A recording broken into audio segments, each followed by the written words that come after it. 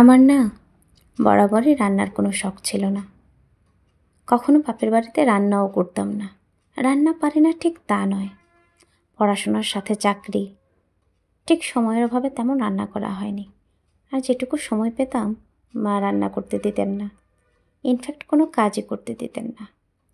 বিয়ের পর টুকটাক রান্না, আস্তে আস্তে সাংসারিক হয়ে গেলাম। মেয়েদের জীবন কি অদ্ভুত, তাই না? যাই হোক, আজ রান্নায় ছিল কই মাছ। একদম মায়ের মতো চেষ্টা করেছি রান্না করার, মায়ের মতো হবে না জেনেও।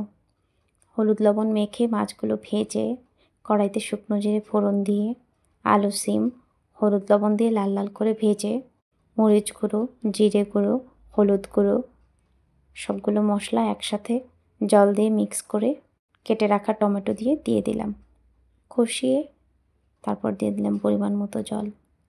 একে একে দিয়ে দিলাম ভেজে রাখা মাছগুলো, সাথে কুচি করে রাখা ধনেপাতা।